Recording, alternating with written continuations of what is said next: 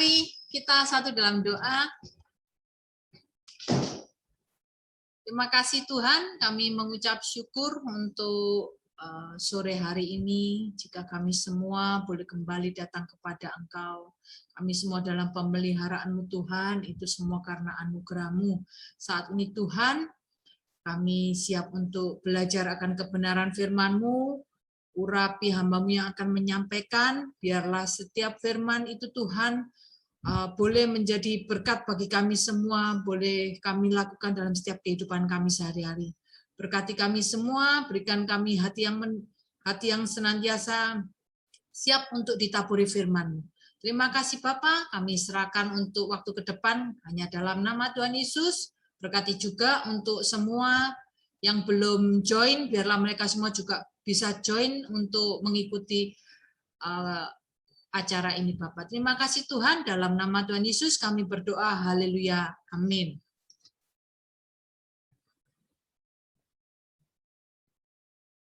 Amin. Kita langsung aja Kak Elizabeth ya.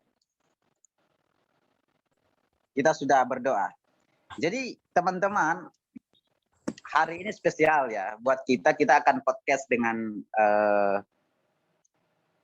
Brother Hadi. Nanti akan ada perkenalan singkat dari beliau ya mengenai New Age ya, movement, gerakan zaman baru, dan kita akan melihat juga bagaimana nanti gerakan zaman baru itu berdasarkan Alkitab ya, karena dalam filosofi ini kita akan belajar, kita tidak akan pernah belajar sesuatu hal yang di luar Alkitab lalu kita mengabaikan Alkitab. Kita selalu melihat dari perspektif Alkitab ya. Dan beliau ini, mengapa saya ini undang beliau, karena beliau ini adalah mantan pengikut New Age.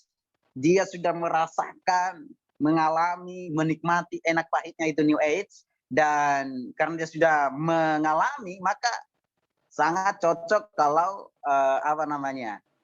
beliau bisa berbicara dengan kita mengenai New Age ini ya.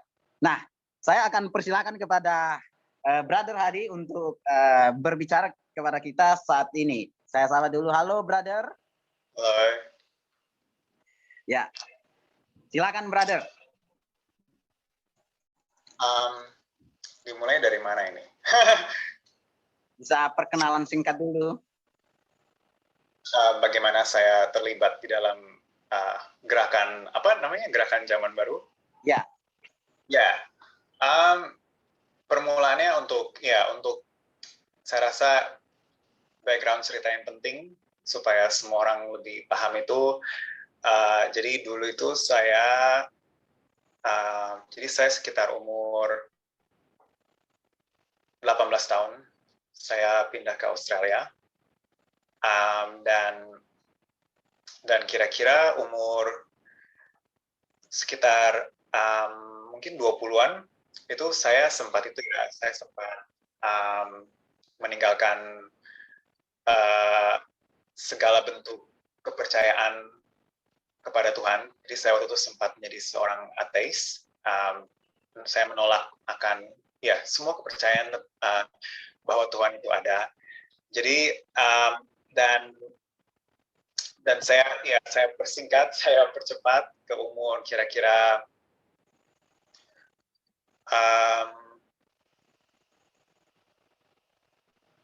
24 itu saya mulai memasuki ini ke dalam kepercayaan gerakan zaman baru ini, dan itu semua diawali oleh banyaknya pertanyaan yang saya punya terhadap kehidupan ini, karena sebagai seorang ateis waktu itu, saya itu tidak ada pegangan, dan saya membuang segala ajaran dulu, karena dulu saya besar di gereja, jadi saya buang itu semua kepercayaan, dan jadi saya itu istilahnya memerlukan satu arti gitu loh, satu tujuan untuk kenapa saya harus hidup, karena waktu itu memang saya mengalami banyak banyak gangguan mental seperti depresi dan kecemasan, dan juga di dalam kecemasan khususnya juga di dalam itu ya, di dalam seperti dalam misalnya saya bertemu dengan orang itu saya dulu nggak bisa, terus saya keluar rumah juga dulu nggak bisa karena saya ya terlalu bagaimana ya, saya merasa terbebani oleh gangguan mental tersebut. Jadi makanya pada umur sekitar 24 itu saya mulai memasuki ke ajaran ini dengan tujuan supaya saya itu disembuhkan dari dari gangguan-gangguan mental tersebut. Dan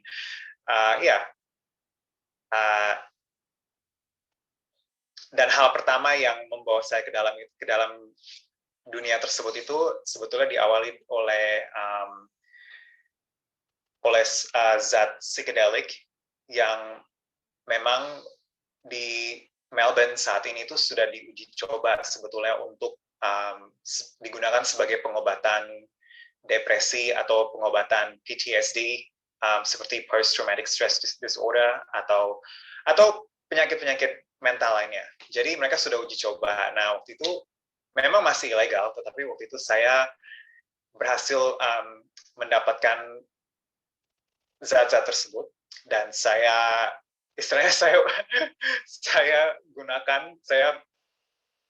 terapi diri saya sendiri dengan menggunakan zat tersebut. Nah, waktu itu yang saya gunakan itu namanya LSD atau acid. Dan saya ingat betul waktu itu saya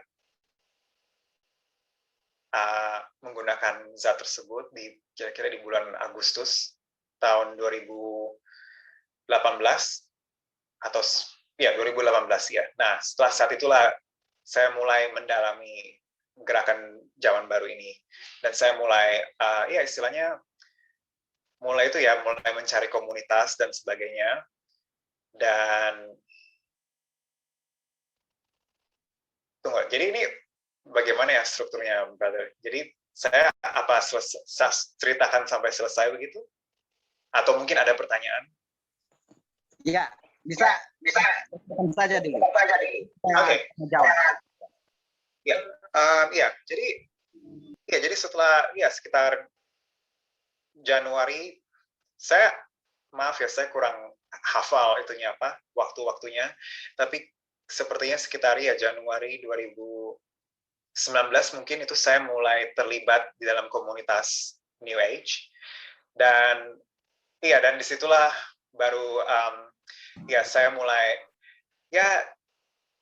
bagaimana ya, istilahnya ada semacam persekutuan di komunitas New Age, tetapi persekutuan yang bukan persekutuan dalam Roh Kudus ya, ini persekutuan yang gelap. Dan waktu itu memang kita itu sering bertemu dan sering sharing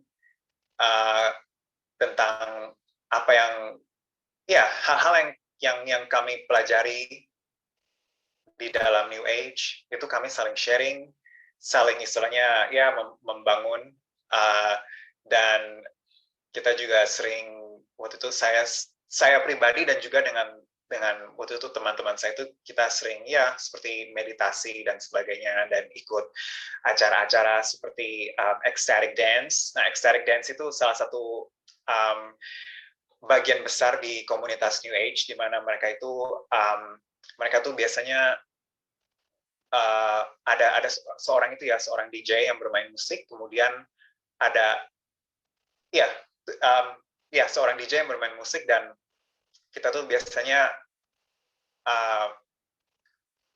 menari dengan musik tersebut, tetapi musik tersebut itu biasanya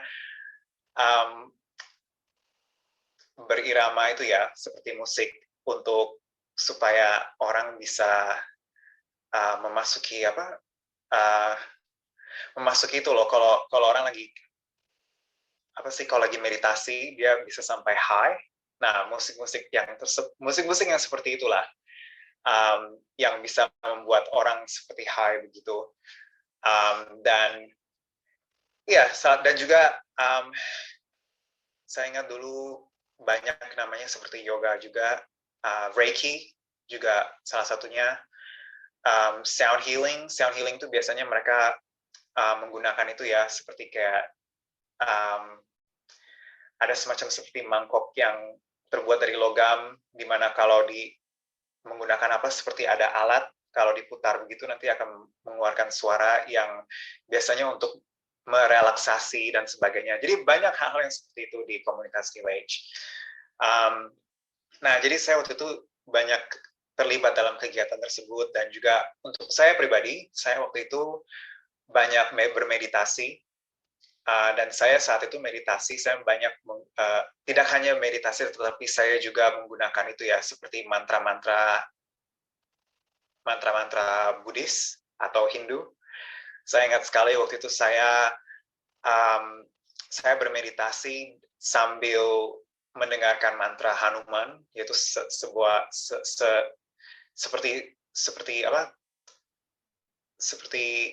ya, Hanuman itu disembah ya di ajaran Hindu. Juga saya pernah mendengar ya mantra Hare Krishna atau Shiva, dan ya dewa-dewi Hindu dan Buddha dan sebagainya. Dan saya juga waktu itu pernah menggunakan kristal. Kristal juga merupakan alat yang sering dipakai di komunitas New Age, di mana mereka itu percaya kalau kristal itu punya energi-energi tertentu yang bisa dipakai.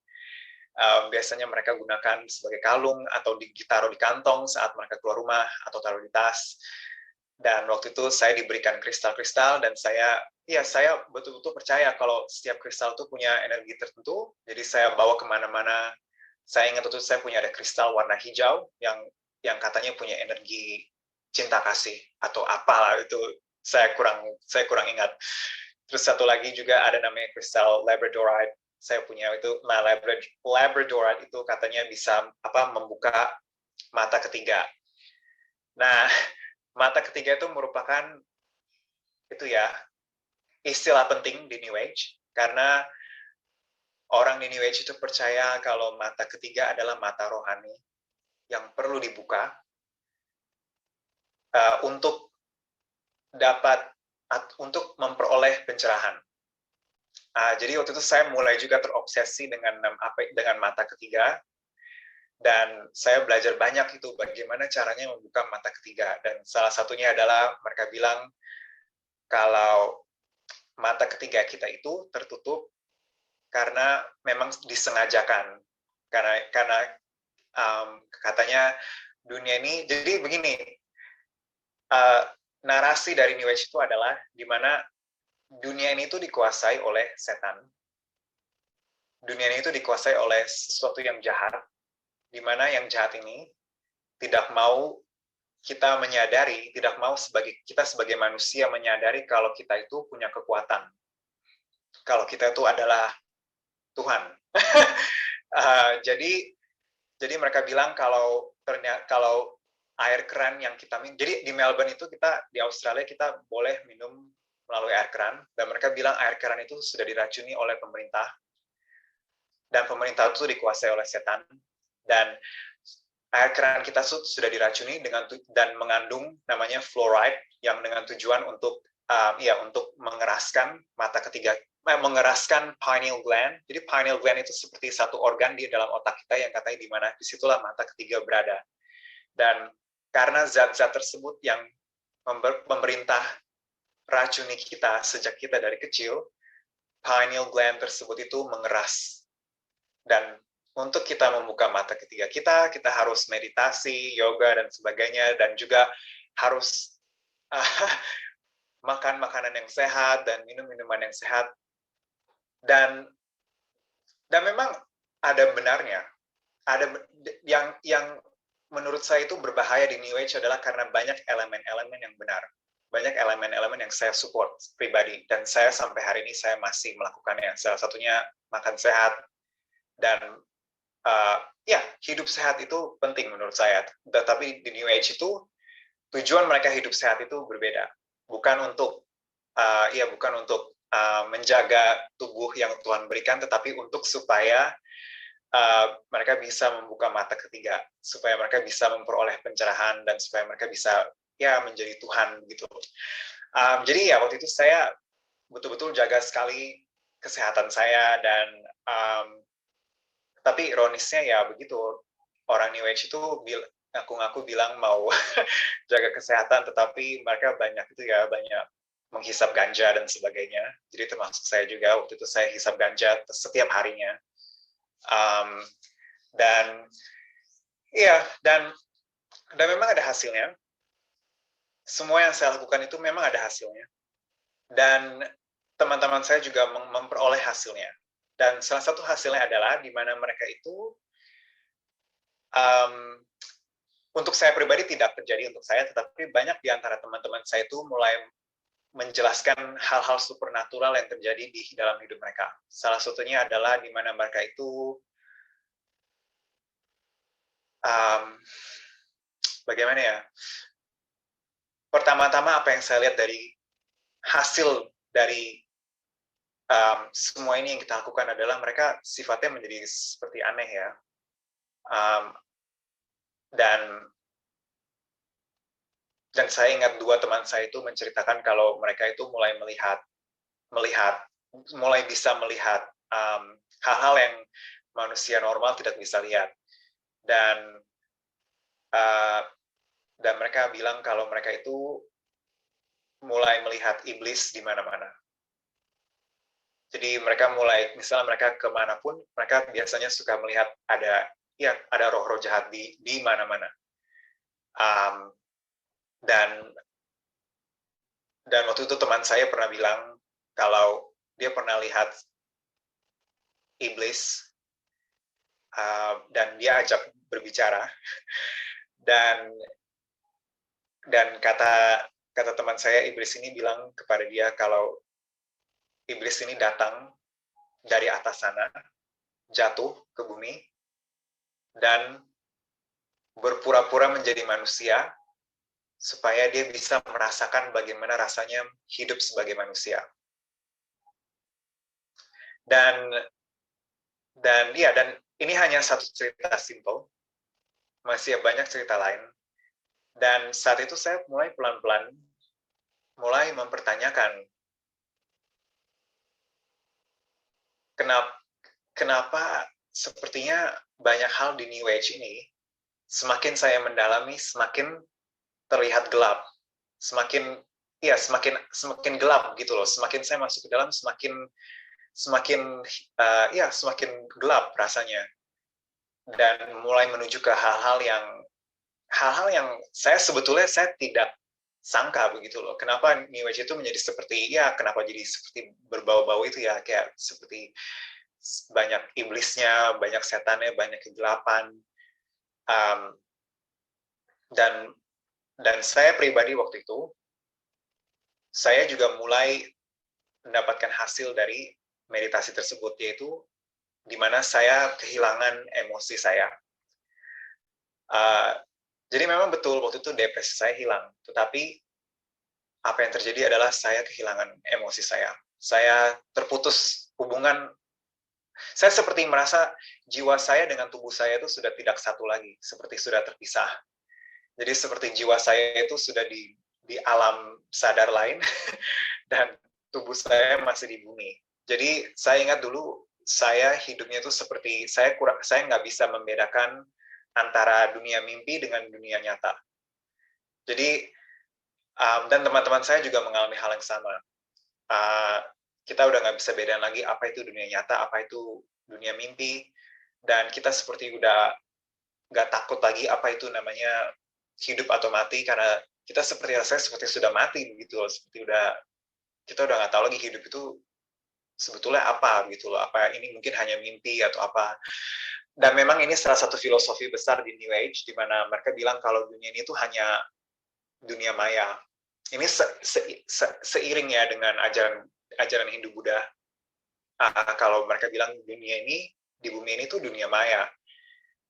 Kita tuh dunia yang asli itu ada di sana, di dunia spiritual. Di bumi ini tuh hanya seperti pencobaan gitu loh, di mana kita dicoba di sini, kemudian nanti kita bisa naik ke alam lain begitu.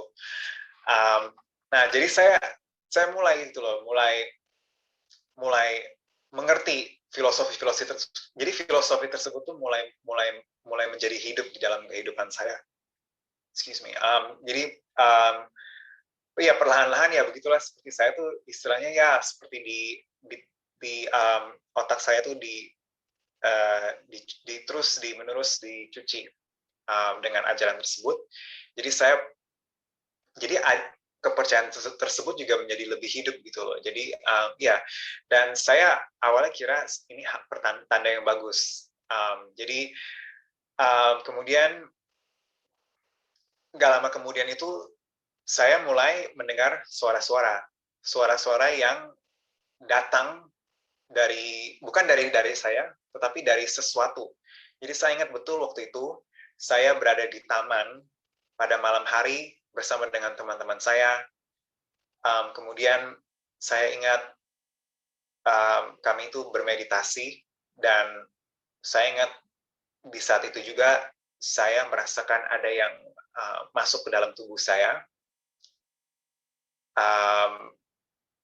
dan sesuatu yang menurut yang saya, kalau saya jelaskan dalam bahasa manusia, itu seperti roh yang kotor sekali itu masuk ke dalam saya, dan mulai ya bagaimana ya saya menjelaskannya ya, pokoknya roh yang masuk tersebut itu bersifat kasar sekali dan bersifat penuh dengan kebencian, dan saya ingat kata yang tepat untuk mendeskripsikan apa itu rasanya pada saat roh itu masuk, itu saya rasanya seperti jiwa saya itu seperti diperkosa oleh roh tersebut. Dan betul-betul waktu itu saya merasa jiwa saya itu seperti disiksa, dan saya mendengar suara-suara seperti kalau saya itu sudah di neraka, atau saya akan ke neraka, atau jiwa saya sudah dimiliki oleh roh ini. Dan saya ingat waktu itu mimpi-mimpi saya itu mulai menjadi gelap, saya mengalami kesulitan tidur, dan saya suka melihat, jadi kalau saya tutup mata saya itu, saya suka melihat banyak simbol-simbol yang biasanya muncul di gereja-gereja setan. Jadi simbol-simbol seperti pentagram, atau simbol-simbol, atau ada, bisa silakan di Google, itu ada namanya Baphomet. Nah, Baphomet itu merupakan semacam seperti iblis yang di gereja setan itu mereka sembah. Saya mulai melihat itu, dengan saya tutup mata saja, saya bisa melihat simbol-simbol tersebut. Dan ya, dan saya ingat dulu juga saya tidur, pada saat saya tidur itu saya bisa,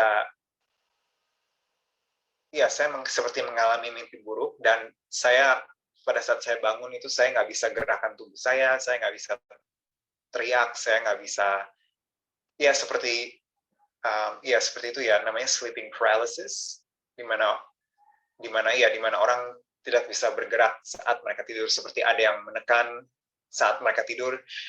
Ya, hal-hal begitu mulai terjadi, dan semakin lama semakin parah. Jadi perlahan-lahan saya itu mulai sedikit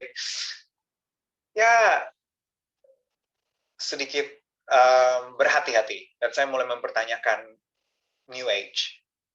Jadi saya mulai mencari-cari jawaban, dan salah satu tempat di mana saya mencari jawaban itu, saya membaca Alkitab. Kenapa saya membaca Alkitab? Awalnya itu memang New Age itu sebetulnya menurut saya itu banyak elemen-elemen di New Age itu mereka ambil dari Alkitab. Jadi menurut saya New Age itu tuh seperti Alkitab itu seperti uang asli, New Age itu seperti uang palsu.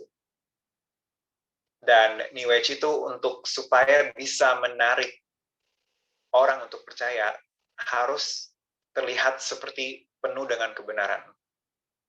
Tetapi ada kebohongan di antara kebenaran tersebut. Jadi makanya kenapa New Age itu terdengar seperti indah sekali awalnya, dan terdengar seperti memberi harapan dan memberi jawaban, khususnya ke orang-orang yang memang memang orang-orang yang hatinya lelah, yang biasanya orang mengalami gangguan jiwa dan sebagainya, itu banyak yang masuk ke New Age.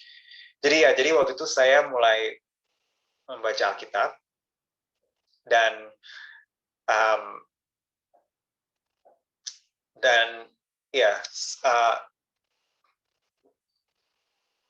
dan waktu itu kan memang kepercayaan saya itu saya merasa saya betul-betul percaya sekali kalau manusia itu adalah Tuhan, dan Tuhan itu ada di mana-mana. Tuhan itu ada di pohon, ada di gunung-gunung, langit, darat, semua itu Tuhan.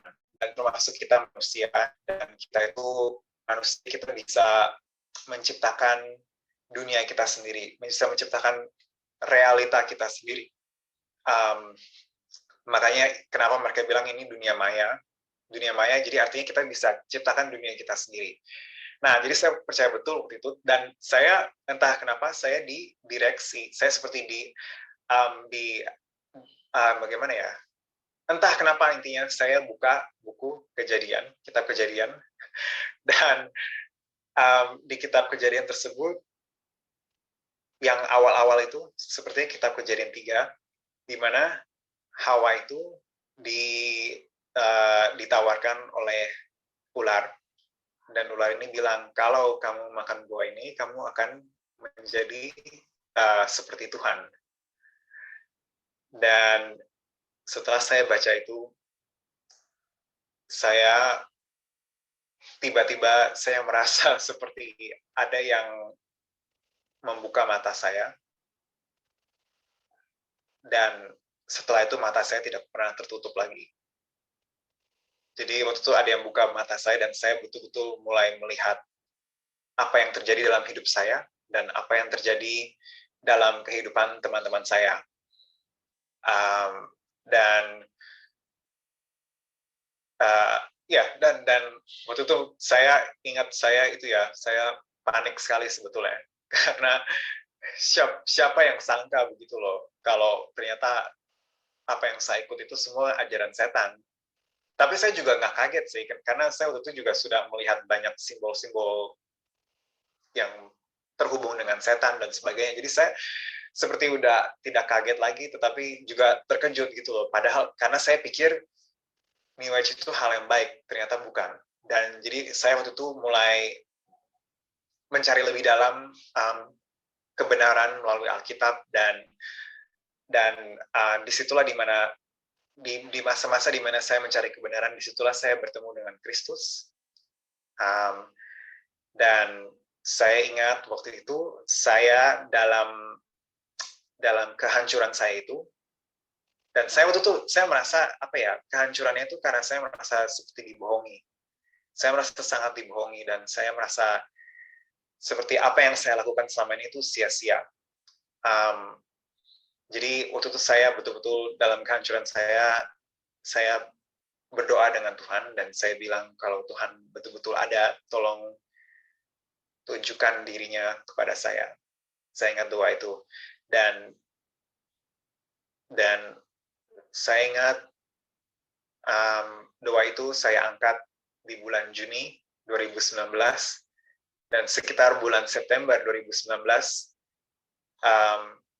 jadi selama proses itu dari Juni sampai September itu saya terus-menerus membaca Alkitab, dan juga menonton video-video di YouTube yang dimana orang kesaksian keluar dari New Age dan menerima Kristus. Jadi saya banyak mendengar cerita-cerita orang lain. Dan jadi September itu dimana Tuhan menjawab doa saya di waktu yang tepat. Karena karena Tuhan bukan Tuhan yang terlambat. Jadi waktu itu memang waktu yang tepat, dan Tuhan hadir ke dalam hati saya, dan saya ingat kalau kehadiran Tuhan itu begitu luar biasa, dan saya mulai menangis waktu itu, dan saya ingat semua suara-suara di kepala saya, suara-suara jahat tersebut, dan saya juga waktu itu merasa itu ya seperti ada yang mengikuti saya di belakang dan sebagainya. Di ruangan saya, di apartemen saya itu, saya seperti merasa ada banyak roh-roh jahat, dan di detik itu juga di mana Tuhan hadir, semua kuasa gelap tersebut hilang. Dan semua suara-suara yang ada di pikiran saya itu juga hilang. Dan juga, ya, saya seperti diberi satu pencerahan yang sesungguhnya, bukan pencerahan New Age, tetapi pencerahan dari Kristus sendiri, di mana saya untuk pertama kalinya, saya merasa dikasihi, dan saya merasa diterima, biarpun saya itu merasa kotor sekali. Dan saya merasa ada damai dan sukacita, dan saya merasa aman. Saya ingat itu saya merasa aman sekali, karena saya merasa seperti saya baru dilepaskan dari roh-roh jahat tersebut. Dan di detik itu juga saya mulai seperti mata saya seperti dibuka lagi gitu loh, seperti dibuka lebih lebar lagi, di mana saya mulai mengerti kenapa Yesus itu harus mati di kayu salib untuk dosa-dosa kita. Karena dari pengalaman New Age tersebut, saya baru menyadari kalau roh jahat itu ada di mana-mana, dan roh jahat itu adalah penguasa dari dunia ini. Makanya kenapa dunia ini itu penuh dengan kepahitan, dan penuh dengan, ya, banyak orang-orang yang memilih jalan yang salah. Itu semua karena memang dunia ini dikuasai oleh roh jahat. Jadi, ada banyak jalan-jalan yang salah di luar sana, tetapi hanya ada satu jalan yang benar, yaitu melalui Yesus Kristus. Dan saya baru mengerti itu semua dalam waktu itu juga. Dan setelah saat itu, ya, hidup saya sudah tidak sama lagi. Saya betul-betul merasa saya terselamatkan, dan saya tidak ada lagi namanya takut akan neraka atau apa waktu itu. Saya betul-betul merasa seperti bebas sekali jiwa saya, seperti ya dibebaskan. Dan saya memutuskan waktu itu di bulan November untuk dibaptis. Dan sekarang sudah 2 tahun anniversary saya bersama dengan Tuhan. Jadi ya, dan ini kisah yang masih berlanjut. Ya, itu saja. Terima kasih, Brother Hadi. Sangat menarik ya pengalamannya di New Age. Mula-mula beliau dalam keadaan depresi, ada gangguan mental, dia ingin menemukan jawaban dari keadaan yang dia alami itu. Ya, setelah dia menemukan yaitu New Age, ternyata apa yang terjadi bukan jawaban, tapi malah menjadi buruk ya, keadaannya menjadi buruk ya, Brother Hadi ya. Nah, teman-teman, menarik karena mungkin saja kita di Indonesia ini belum mengenal itu New Age, dan belum ada secara nyata ya. Mungkin di dunia barat itu sudah seperti Brother Hadi ini. Ya, tapi paling tidak kita harus paham apa itu New Age, bagaimana ajarannya, konsepnya, apa yang terjadi, yang kita alami nanti kalau kita masuk New Age, seperti yang sudah diceritakan oleh Brother Hadi. Silakan kalau ada pertanyaan dari teman-teman, ada tentang New Age ini, silakan.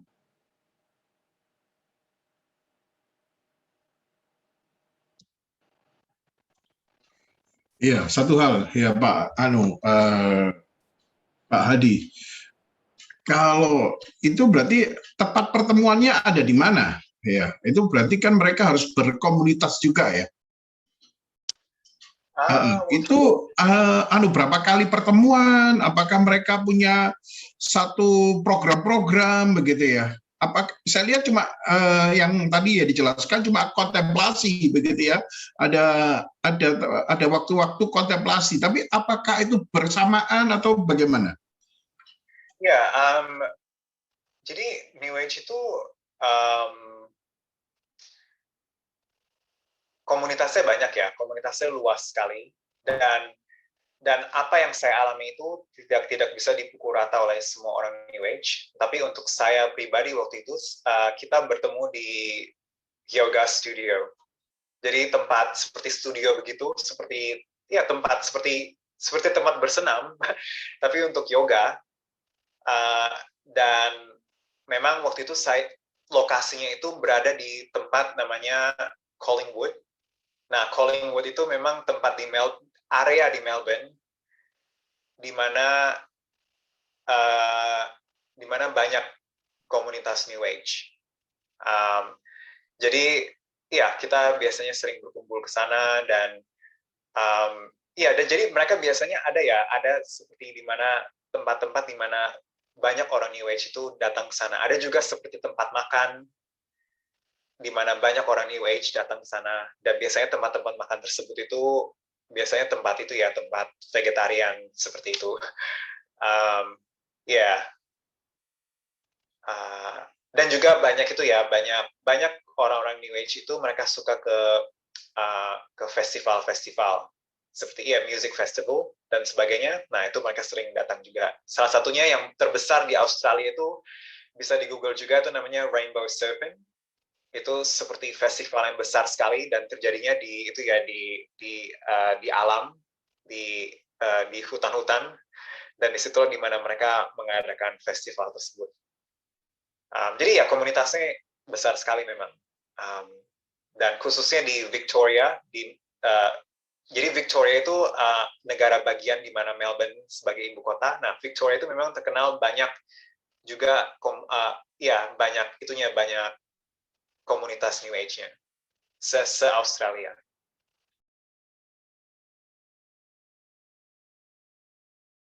Oke, terima kasih. Oke, teman-teman. Jadi komunitas New Age ini kalau di Australia yang sudah dijelaskan oleh Brother Hadi itu banyak ya Brother ya. Nah, mungkin ada pertanyaan lain dari teman-teman mengenai New Age ini ya. Mengenai Tuhan tadi, konsep mereka mengenai Tuhan tadi Brother Hadi sudah jelaskan ya. Tuhan itu bagaimana ya. Atau mengenai setan tadi sudah disinggung. Lalu mengenai manusia ya. Bisa ditanyakan, nanti kita akan hubungkan dengan Alkitab, apa kata Alkitab. Ya, tapi perlu saya ingatkan bahwa New Age itu seperti yang sudah dijelaskan Brother Hadi tadi. Itu mirip-mirip dengan ajaran Kristen, ya. Kalau kita nggak hati-hati bedakan, kita akan tersesat di dalamnya. Itu sangat mirip-mirip, ya, sangat mirip-mirip. Makanya kita harus hati-hati. Silakan teman-teman. Shalom Kak. Ya. Aku mau nanya nih. Tadi kata Kak Harman, New Age itu hampir mirip dengan Kristen ya. Nah, gimana caranya kita dapat mengenal New Age itu Kak? Dilihat dari mana biar kita bisa membedakan New Age dan juga Kristen gitu Kak. Oke, mungkin dari sisi pengalaman silakan Brother Hadi. Bagaimana cara membedakan ternyata New Age ini palsu, yang asli itu ajaran Alkitab. Bagaimana ini Brother dari sisi pengalaman? Jadi begini, ini situasi yang rumit karena memang pada saat saya di New Age itu jadi banyak kegiatan-kegiatan di dalam New Age tersebut yang mengingatkan saya akan aktivitas-aktivitas yang dulu saya lakukan di gereja. Jadi ini mengerikan sekali ya. Tetapi saat ini sekarang karena saya matanya sudah dibuka, saya sebetulnya melihat New Age dan kekristenan itu berbeda sekali ya sebetulnya, berbeda sekali.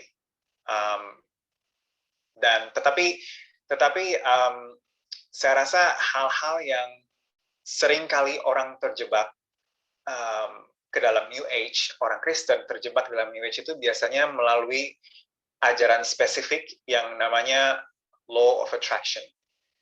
Jadi Law of Attraction ini tuh ajaran di mana kamu kalau percaya, kalau kamu percaya sama Tuhan, pasti apa yang kamu mau itu terjadi. Jadi biasanya sekarang banyak ya gereja-gereja besar, khususnya di Amerika, di mana mereka ajarannya seperti itu, di mana mereka bilang kamu kalau percaya sama Tuhan, kamu nanti pasti uangnya akan banyak atau apa. Nah, New Age itu juga punya konsep yang sama, namanya Law of Attraction, dan mereka biasanya mereka juga ada itu ya, ada semacam konsep Tuhan ya, tetapi mereka itu banyak orang-orang New Age itu bukannya terhubung oleh Tuhan melalui Kristus dan Roh Kudus, tetapi mereka banyak di antara mereka itu menggunakan alat-alat seperti kartu tarot dan sebagainya untuk terkoneksi dengan roh-roh. Nah, jadi mereka juga ada namanya seperti berinteraksi dengan roh-roh yang katanya roh-roh ini begitu baik dan roh-roh yang penuh dengan hikmat dan sebagainya.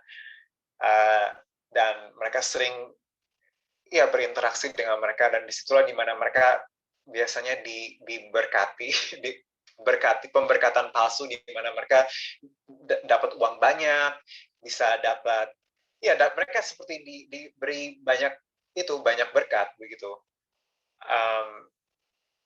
Dan saya tahu banyak YouTuber yang terkenal, YouTuber New Age yang terkenal, di mana mereka itu mengajari pengajaran seperti ini, dan mereka juga terlihat seperti itu ya, seperti kaya sekali hidupnya.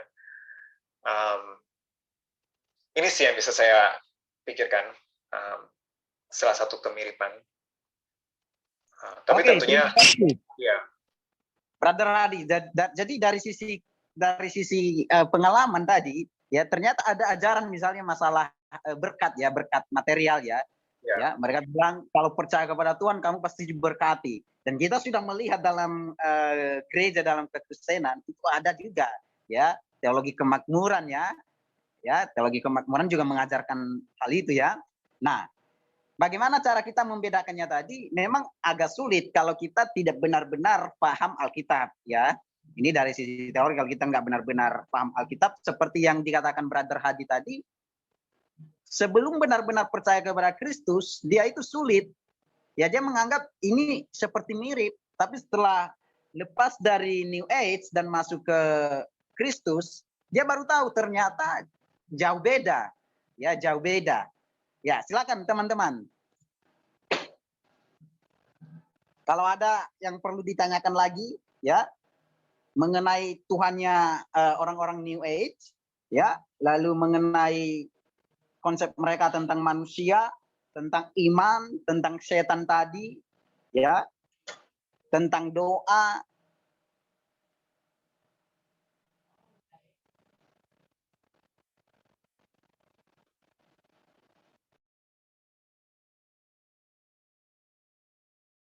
Silakan. Supaya lebih seru.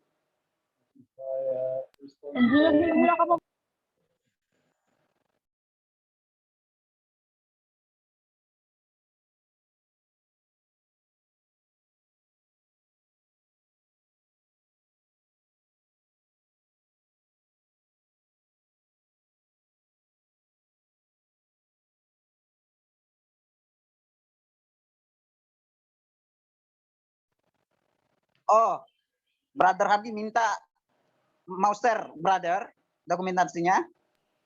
Oh, dokumentasi ya bisa ditonton. Setahu saya ada di Netflix ya. Namanya American Gospel.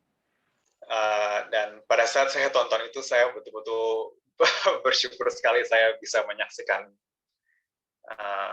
dokumenter tersebut. Oke, silakan Brother, kalau punya filenya. Oh, saya nggak punya. Oh, Saya hanya menyarankan untuk ditonton. Oke, siap. Oke, teman-teman, nanti biar saya buka ya. Mungkin masih tertutup ininya. tadi ada yang menarik. Kalau perhatikan perbincangan Brother Hadi, menariknya apa? Sebenarnya New Age itu pengen terhubung dengan Tuhan. Tuhan mereka. Mereka ingin mau terhubung dengan Tuhan. Tapi pertanyaan saya, apa yang salah dari New Age itu? Mereka kan punya keinginan untuk terhubung dengan Tuhan. Atau kalau dalam bahasa mereka itu, supaya energi mereka itu seimbang. Sehingga mereka full menjadi ilahi. Ya, full menjadi ilahi. Pertanyaan saya, apa yang salah sih dari tindakan ini? Kita orang Kristen juga pengen sekali bertemu dengan Tuhan. Ya, ingin berhubungan dengan Tuhan, mengenal Tuhan lebih dalam. Apa yang salah kira-kira? Ini coba dibahas dulu.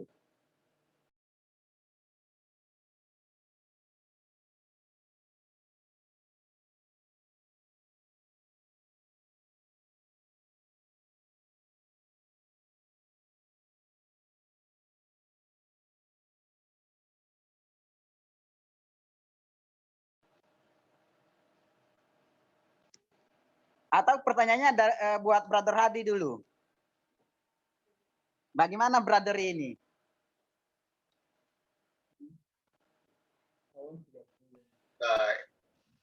Tunggu. Maaf tadi apa? Oh, tentang Tuhan ya? Ya. Perbedaannya. Nah, jadi New Age itu pertama New Age itu konsep Tuhannya berbeda ya dengan konsep Tuhan di Alkitab. Karena di Alkitab itu percaya kalau hanya ada satu Tuhan, yaitu dan Tuhan ini adalah Tuhan personal. Dan Tuhan ini namanya Yahweh. Sedangkan di New Age itu mereka sebetulnya mereka percaya ada satu Tuhan. Mereka percaya ada kesatuan dari Tuhan. Tetapi kesatuan dari Tuhan ini itu dalam arti alam semesta dan dan kita semua ini itu satu, dan kita semua ini Tuhan. Jadi konsep Tuhan mereka itu seperti kita itu alam semesta yang mengalami alam semesta itu sendiri. Dalam arti kata, kita itu Tuhan mengalami Tuhan sendiri. Jadi mereka itu untuk apa yang ingin mereka target itu sebetulnya mereka ingin seperti Brother Haman yang katakan itu, mereka mau memposisikan mereka itu ke posisi Tuhan. Dalam arti kalau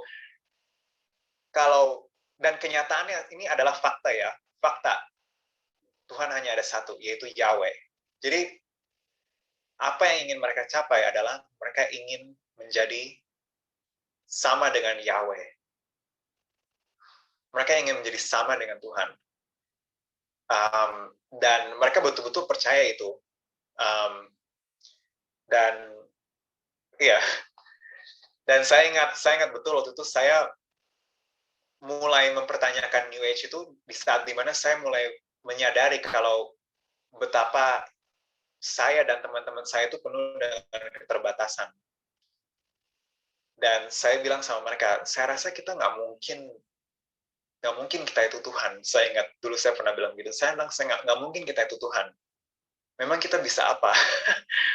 Apa kita bisa menentukan apakah hari ini kita hidup atau mati? Dan saya ingat waktu itu saya pernah bertanya seperti itu ke teman-teman New Age saya, tetapi saya dikira orang gila mungkin menanyakan pertanyaan seperti itu. Yeah. Oke, terima kasih Brother Hadi. Ya, terima kasih. Jadi menarik ya. Ada pertanyaan dari Kak Ivan ini. Kira-kira gimana keselamatan ya, konsep keselamatan dalam New Age itu? Kira-kira menurut mereka bagaimana tentang keselamatan itu?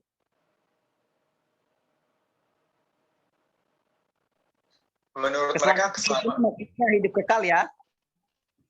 Ya, mereka percaya sebetulnya kalau kita semua itu sudah, kalau keselamatan dalam arti hidup kekal, itu mereka percaya hidup kekal itu memang sudah ada, sudah diperoleh. Dan jadi mereka percaya saat mereka mati, mereka akan lulus ujian, dalam arti kata mereka akan pindah ke dunia astral, atau mereka kembali lagi ke bumi. Jadi mereka ada percaya dengan konsep reinkarnasi seperti di ajaran Hindu Buddha. Ya, jadi mereka percaya kalau kita itu terus-menerus mereinkarnasi sampai kita memperoleh status ilahi tersebut dan hidup di dunia astral. Gitu, ya. Oke, terima kasih. Jadi memang New Age tidak bisa lepas dari konsep Buddha dan Hindu ya, dan mistik-mistik Timur lagi ya. Itu tidak bisa lepas karena New Age ini lebih banyak berlayar dalam hal mistik dan okultisme. Ya, jadi keselamatan buat mereka itu ya, ingat ya, dosa tidak ada konsep dosa dalam New Age ya. Mereka tidak menganggap ada dosa seperti yang kita anggap. Mereka hanya menganggap bahwa manusia ini seperti yang Brother Hadi tadi, ada satu kekurangan, ketidakseimbangan energi manusia. Nah, bagaimana supaya energi itu dipulihkan full supaya menjadi status ilahi? Mereka melakukan seperti yang dikatakan Brother Hadi, melakukan meditasi dan lain-lain, dan membuka mata ketiga. Nah, supaya nanti kalau mereka mati yang sudah sampai pada status itu, mereka tinggal dalam dunia abstrak tadi, alam roh yang mereka anggap itu. Tapi kalau belum sampai status ilahi itu ya, keseimbangan energi belum dipulihkan ya, maka mereka kembali berinkarnasi. Mungkin nanti bisa setelah mati berinkarnasi, mungkin bisa jadi ular atau jadi manusia atau jadi apalah. Kira-kira begitu. Ya, yang menarik itu ya, mereka ada itu loh, mereka ada seperti Mekahnya New Age. Nah, jadi mereka percaya kalau bumi itu ada semacam garis-garis energi, di mana garis-garis tersebut itu bertemu, disitulah di mana pusat energi. Dan salah satu Mekah New Age itu adalah Bali. Makanya Bali di Indonesia. Ya. Wow. Ini baru saya dengar. Jadi makanya banyak orang New Age itu datang ke Bali untuk penyembuhan, untuk untuk supaya mereka, karena mereka juga di Bali kan ada tempat di mana ada mata air untuk mencuci diri dan sebagainya. Nah, orang New Age itu suka sekali datang ke sana untuk mencuci diri lah, dan Bali salah satu pusatnya. Kemudian pusat lainnya itu sebetulnya di Australia, di Uluru tepatnya. Ya. Oke, terima kasih brother. Ya, ini informasi baru buat kita ya. Ternyata gerakan New Age mencoba menjadikan Bali sebagai titik energi ya, pusat energi kosmis ya. Wah, menarik. Hati-hati kalau ke Bali ya, jangan sampai ikut campur dengan New Age ya, teman-teman ya.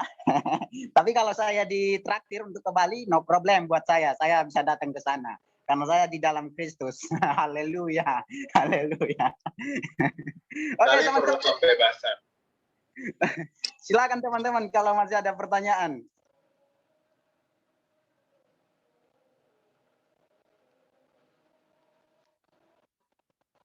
Silakan.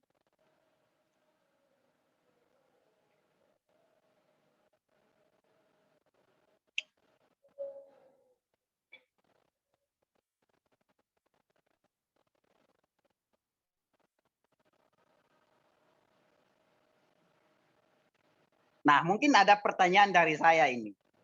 Buat kita semua, bukan buat Brother Hadi.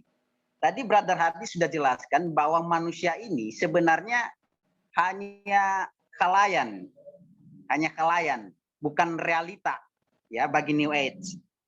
Sebenarnya dalam konsep New Age itu namanya monisme. Monisme itu segala sesuatu itu hanya satu.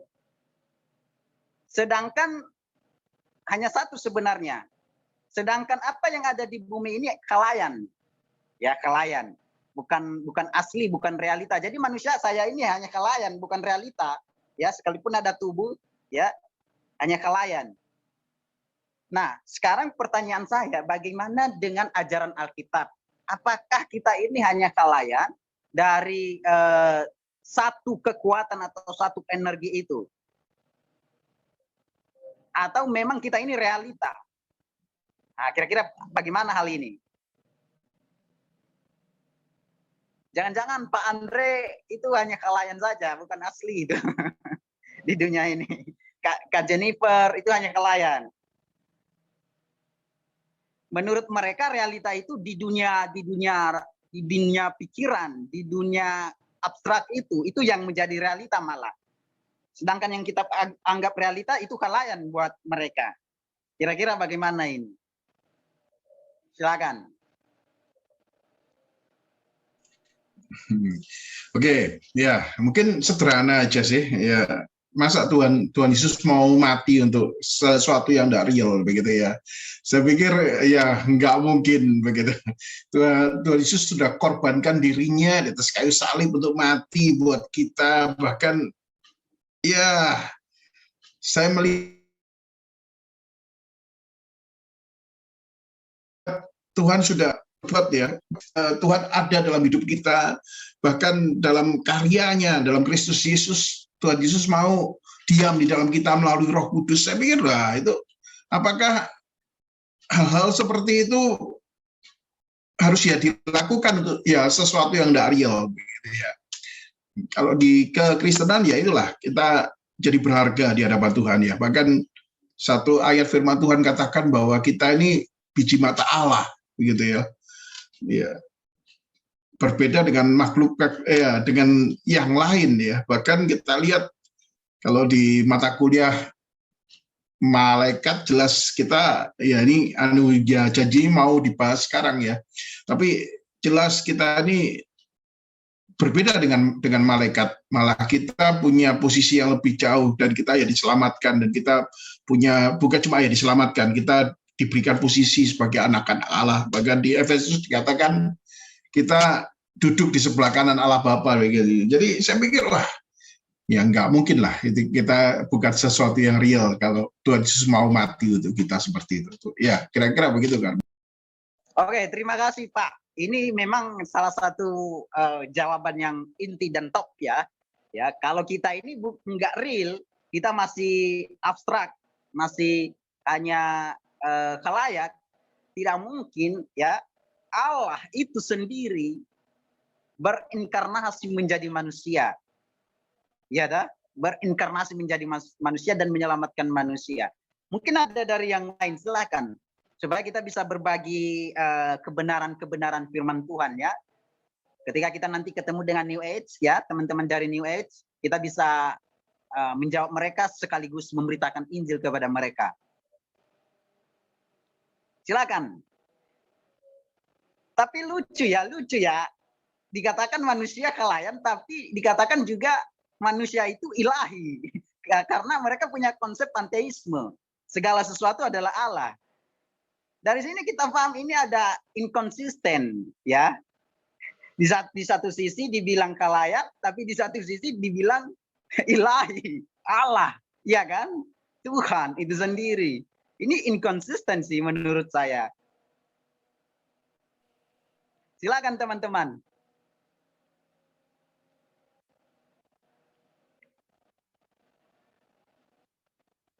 Atau ada pertanyaan lain, silakan mengenai New Age ini. Silakan. Masih Brother Hadi masih di ruang live ini, di ruang Zoom kita. Nanti kalau beliau sudah keluar, kita bisa tanya-tanya. Dan jangan tanya saya bukan ahlinya. Silakan.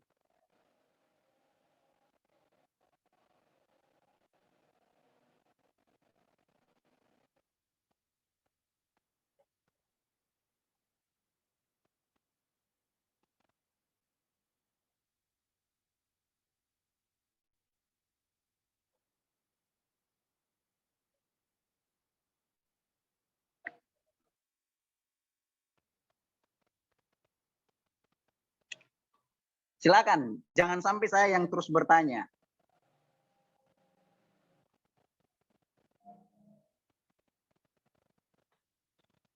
Oke, satu pertanyaan lagi buat kita semua. Apakah perlu kalau kita mau berhubungan dengan Tuhan, Allah kita, Allah yang benar yang kita sembah di dalam nama Tuhan Yesus, perlu enggak mediator-mediator itu seperti yang digunakan dalam New Age? Kita harus yoga kah? Kita harus meditasi kah? Kita harus apa lagi? Ya, perlu enggak? Bagaimana ini Brother Hadi? Mungkin dari Brother Hadi dulu, dari sisi pengalaman ya. Setelah keluar dari New Age, perlu nggak meditasi lagi untuk bertemu dengan Tuhan? Perlu nggak yoga bertemu dengan Tuhan, Tuhan yang benar itu? Silakan, brother. Kalau menurut saya ya, New Age itu sebetulnya itu ya, New Age itu merupakan filosofi atau gerakan di mana kamu boleh melakukan sesukamu untuk mencapai Tuhan. Apapun itu yang kamu mau. Melalui kristal atau melalui mandi di air suci atau apapun itu caranya, boleh, silahkan. Tetapi apa yang saya ingat betul, apa yang Tuhan beri pencerahan ke saya itu adalah Tuhan Yesus. Karena Yesus sendiri bilang hanya Dialah the way, the truth, and life. Hanya Dialah kebenaran, jalan, dan hidup. Dan tidak ada yang bisa mencapai ke Bapa selain melalui Dia. Jadi, apa yang saya lihat itu adalah New Age itu seperti itu ya, jalan yang lebar, di mana banyak mediator-mediator palsu, kemudian di mana Tuhan Yesus itu hanya satu mediator, jalan satu-satunya yang ke Bapa. Jadi, menurut saya, konsep mediator sebetulnya ada memang, dan kita memang perlu mediator, tapi mediator itu hanya di dalam Tuhan Yesus Kristus dan tidak melalui Tuhan-Tuhan lainnya. Yeah. Oke, terima kasih Brother Hadi, menarik ya, Jadi New Age mencoba melakukan berbagai macam cara. Apapun yang bisa dilakukan supaya bisa sampai kepada Tuhannya, tapi kita, menurut pengalaman Brother Hadi, kita hanya satu mediator, atau dalam bahasa Indonesianya yang lebih sederhana, pengantara, ya, yang mengantarkan kita kepada Allah itu hanya Yesus Kristus, tidak ada yang lain lagi. Atau dari teman-teman ada jalan-jalan yang lain? Silahkan bisa di-share pengalamannya. Mungkin ada jalan yang lain untuk bisa sampai kepada Allah yang benar itu. Gimana?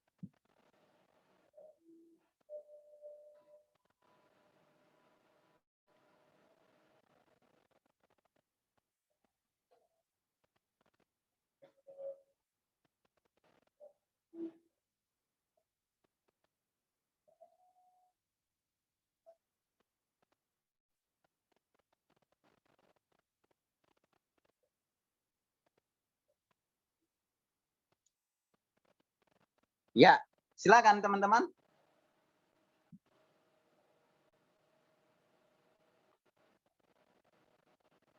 Oke, mungkin sudah waktunya, tapi benar tadi ya, kita hanya ada satu mediator di dalam Kristus, di dalam Tuhan Yesus, tidak ada lagi yang lain.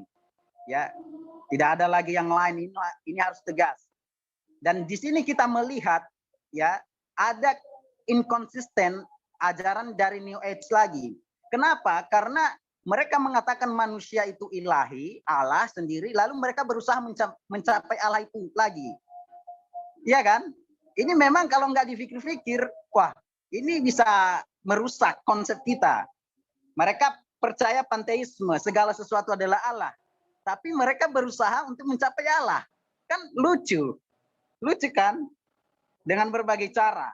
Nah, ini harus hati-hati. Kita harus timbang-timbang hal ini. Oke, Brother Hadi, terima kasih. Mungkin ada close statement, silakan. Atau pesan buat kita, buat anak-anak muda ya di Indonesia dan di seluruh dunia mengenai New Age ini, terutama orang-orang percaya kepada Kristus dan juga teman-teman yang tidak percaya yang belum masuk di sana? Silakan. Yang cuma ingin saya katakan adalah apapun itu jalan yang dipilih selain Isa Al-Masih hanya akan membawa orang tersebut ke dalam cengkraman. Karena saya di New Age, saya banyak memilih jalan, banyak pilihan untuk saya pilih semua, saya coba semua, dan semua yang saya sudah tempuh itu, dan saya juga waktu itu ya menempuh banyak ajaran agama lain ya, semua itu hanya membawa saya ke dalam itu ya, ke dalam seperti di bahasa Indonesianya seperti ada rantai yang mengikat saya. Jadi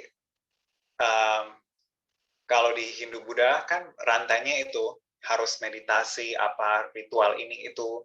Kalau kamu berbuat salah itu kamu, dan memang mereka ada konsep di mana kalau kita marah misalnya itu kamu lagi low, kamu harus meditasi untuk supaya high lagi. Jadi begitu, tidak ada habis-habisnya untuk terus mencapai itu ya, mencapai status ilahi tersebut.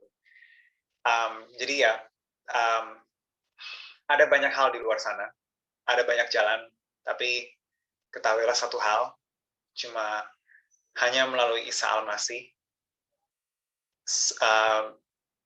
mediator kita yang hidup, bukan mediator yang mati, bukan melalui kristal, tetapi seseorang, Tuhan itu sendiri sebagai mediator kita. Jadi pokoknya dalam situasi apapun, penting untuk kita selalu berpegang ke Isa Al-Masih, untuk bersandar sama Dia, untuk khususnya menurut saya untuk itu ya, yang paling penting menurut saya itu adalah sebuah relasi yang intim dengan Tuhan Yesus Kristus, dan ya relasi yang intim, karena pada akhirnya nanti Dia akan datang untuk menjemput kita sebagai mempelai. Ya, itu saja. Oke, terima kasih Brother Hadi. Memang masih ada pertanyaan dari Kak Elizabeth, nanti di grup kita akan bahas Kak Elizabeth ya. Saya akan tanyakan nanti sama Brother Hadi ya. Oke. Karena sudah waktunya. Ya. Kita mungkin mengakhiri. Terima kasih banyak ya Brother Hadi, pemaparannya ya, pengalamannya, kesaksiannya ya. Terima kasih banyak. Mungkin saat ini kita akan berdoa. Kita akan berdoa syafaat ya. Dan saya mohon nanti Kak Kristika ya untuk doa syafaat. Lalu nanti doa penutup Pak Andre ya. Doa penutup serta doa berkat. Silakan Kak Kristi.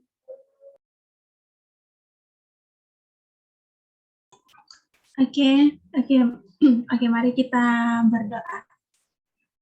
Terima kasih Bapa, terima kasih Tuhan Yesus. Kami bersyukur karena kami dapat berkumpul kembali dalam Zoom ini, dan kami bersyukur untuk sharing yang sudah kami dengar tadi, dan biarlah Tuhan itu akan membuat kami lebih berwaspada dan berhati-hati di mana saja Tuhan tempatkan, dan biarlah itu akan membuat kami untuk meletakkan fokus kami sepenuhnya kepada Tuhan. Dan kami berdoa juga untuk bangsa kami Indonesia. Kami minta biarlah Tuhan Engkau terus memulihkan keadaan negara di Indonesia dan bangsa-bangsa, dan kami berdoa pemerintahnya Tuhan Engkau terus memberkati dan Engkau beri hikmat kepada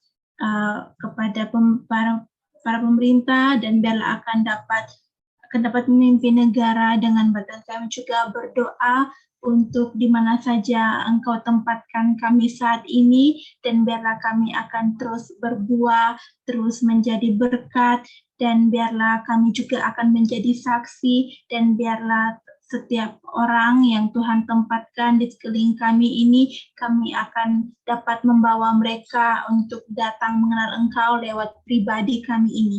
Dan kami berdoa untuk pandemik yang sedang berlaku di negara Indonesia maupun seluruh dunia ini, kami mohon biarlah Tuhan Engkau campur tangan Tuhan, Engkau terus memulihkan, dan biarlah kami semua yang percaya kepada Engkau, yang mengenal akan terus semakin kuat berdoa, semakin kuat mencari Engkau.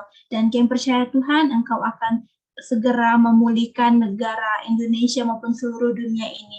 Terima kasih Bapa, terima kasih Tuhan Yesus, dan segala apapun pergumulan kami, dan biarlah Tuhan Engkau terus memberikan kami kekuatan untuk tetap kuat dan menghadapi segala sesuatu ya Bapa. Terima kasih Bapa, semua ini kami serahkan dalam tangan-Mu, dan kami percaya Tuhan sudah mendengarkan doa kami. Haleluya, amin. Mari kita akan satu dalam doa kembali. Terima kasih Tuhan untuk sore hari ini. Kami ucap syukur berkati Pak Hadi yang sudah menyampaikan kesaksian, bahkan satu sharing yang luar biasa, berkati dalam terus imannya, pertumbuhan imannya. Kami percaya Bapak, Engkau yang mengasihi kami satu persatu dimanapun kami berada. Walaupun kami berpisah jauh, tapi kami yakin kasih Tuhan selalu mempererat kami. Berkati Kak Arman juga yang sudah mengkoordinasi semuanya, dan berkati teman-teman kami yang lain yang belum sempat hadir. Terima kasih Bapak, kami akan akhiri pada sore hari ini. Kami butuh berkat-Mu Bapak, kiranya kasih anugerah daripada Allah Bapa, kasih dalam Yesus Kristus yang menyelamatkan, juru selamat kami satu-satunya, persekutuan mujizat yang luar biasa bersama dengan Roh Kudus menyertai kita saat ini sampai selama-lamanya. Haleluya, haleluya, amin. Oke, terima kasih Pak Adi. Terima kasih brother. Semua. Ya, terima kasih semua teman-teman. Ya, sampai ketemu ya. Oke, saya leave, Tuhan berkati.